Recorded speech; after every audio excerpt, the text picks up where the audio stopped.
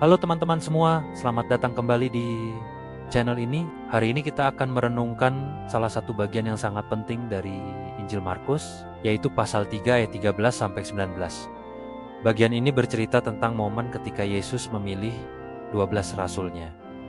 Ini bukan sekadar daftar nama teman-teman, di dalamnya terkandung pesan mendalam tentang panggilan, tujuan, dan arti menjadi pengikut Kristus. Mari kita selami bersama. Ayat 13 mengatakan, kemudian naiklah Yesus ke atas bukit, ia memanggil orang-orang yang dikehendakinya, dan mereka pun datang kepadanya. Kalimat pertama ini saja sudah sangat kuat. Yesus naik ke atas bukit. Bukit dalam Alkitab seringkali menjadi tempat pertemuan antara Allah dan manusia. Tempat di mana wahyu diberikan. Musa menerima 10 perintah Allah di gunung. Elia bertemu Tuhan di gunung. Dan kini, Yesus dalam momen yang sangat signifikan, naik ke atas bukit untuk melakukan sesuatu yang akan mengubah dunia selamanya. Perhatikan juga frasa, ia memanggil orang-orang yang dikehendakinya. Ini adalah inisiatif ilahi, bukan para murid yang mengajukan diri, bukan mereka yang paling pintar, paling kaya, atau paling suci. Yesuslah yang memilih, panggilan itu datang dari Dia, berdasarkan kehendaknya yang berdaulat. Ini adalah pengingat yang indah bagi kita semua. Mungkin kita sering merasa tidak layak, tidak mampu, atau tidak cukup baik untuk melayani Tuhan.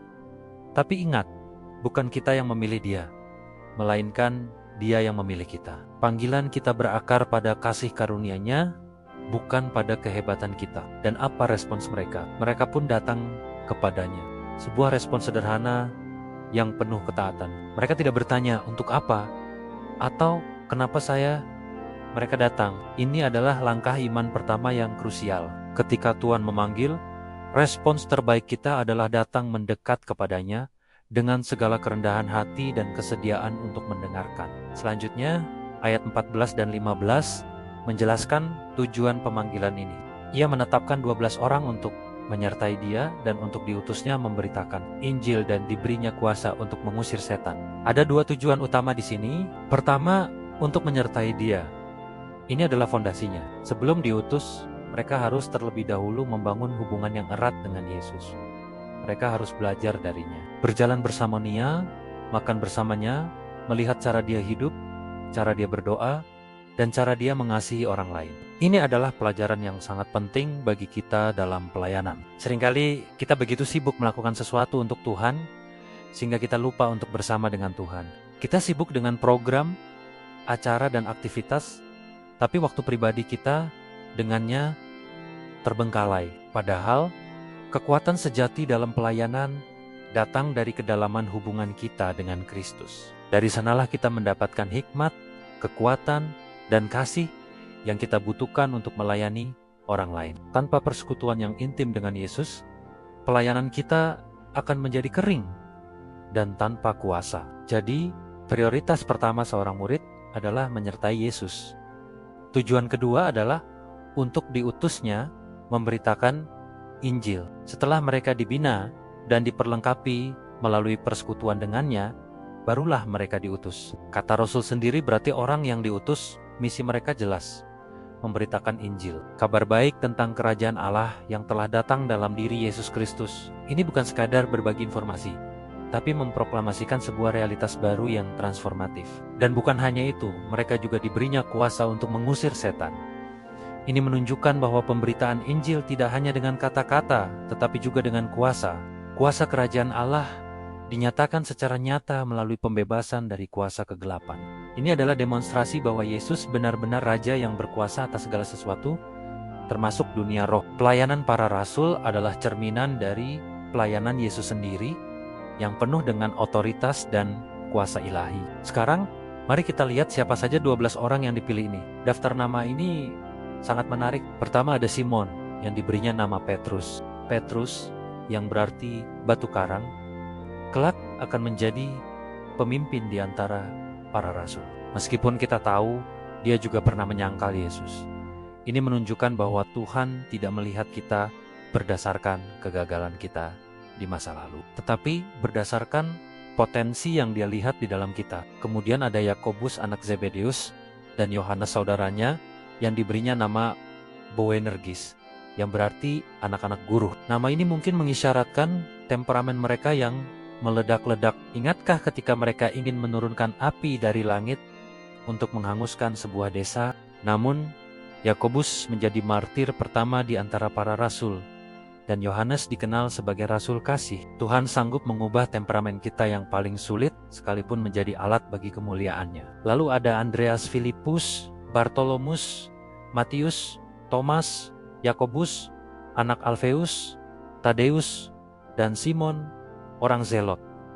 Kelompok ini sangat beragam. Ada nelayan biasa seperti Petrus, Andreas, Yakobus, dan Yohanes. Lalu ada Matius, seorang pemungut cukai. Pada masa itu, pemungut cukai dianggap sebagai pengkhianat bangsa karena bekerja untuk penjajah Romawi dan seringkali korup. Di sisi lain, ada Simon, orang Zelot. Kaum Zelot adalah kelompok nasionalis ekstrem yang membenci penjajah Romawi dan siap menggunakan kekerasan untuk mencapai kemerdekaan. Bayangkan, Matius si pemungut cukai dan Simon si Zelot berada dalam satu kelompok. Secara politik, mereka adalah musuh bebuyutan. Yang satu kolaborator, yang satu revolusioner. Sangat tidak mungkin mereka bisa duduk bersama, apalagi bekerja sama. Tapi di dalam Kristus, permusuhan itu diruntuhkan. Yesus menyatukan orang-orang yang tampaknya tidak mungkin bersatu. Ini adalah gambaran yang indah dari kuasa Injil yang mendamaikan. Di dalam gereja, di dalam komunitas orang percaya, perbedaan latar belakang, status sosial, atau pandangan politik seharusnya tidak menjadi penghalang. Karena identitas utama kita bukanlah lagi berdasarkan dunia, melainkan di dalam Kristus. Lalu ada juga Thomas, yang kita kenal sebagai si peragu. Namun keraguannya justru menuntun pada salah satu pengakuan iman yang paling agung dalam Alkitab. Ya Tuhanku dan Allahku. Ini mengajarkan kita bahwa Tuhan tidak takut dengan pertanyaan dan keraguan kita, asalkan kita membawanya kepadanya dengan tulus. Dan terakhir, yang paling tragis, Yudas Iskariot yang mengkhianati dia. Mengapa Yesus memilih Yudas? Padahal dia tahu apa yang akan terjadi. Ini adalah sebuah misteri yang mendalam, tapi ini menunjukkan bahwa bahkan di antara orang-orang terdekatnya ada potensi untuk pengkhianatan. Ini juga menjadi pengingat bagi kita untuk selalu menjaga hati kita. Kedekatan dengan Yesus atau posisi dalam pelayanan tidak menjamin kesetiaan. Kesetiaan adalah pilihan harian yang harus kita buat. Jadi, apa yang bisa kita pelajari dari semua ini? Pertama, panggilan kita berasal dari inisiatif Tuhan. Dia memanggil kita bukan karena kita hebat, tapi karena kasih karunia-Nya.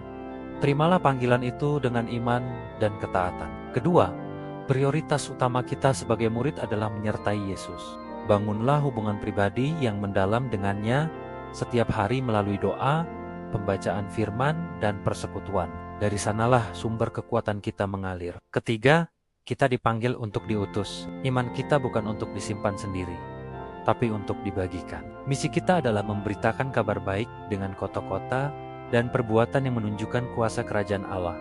Keempat, komunitas orang percaya adalah tempat di mana perbedaan dipersatukan dalam Kristus. Injil meruntuhkan tembok-tembok pemisah dan menciptakan sebuah keluarga baru yang didasarkan pada kasih.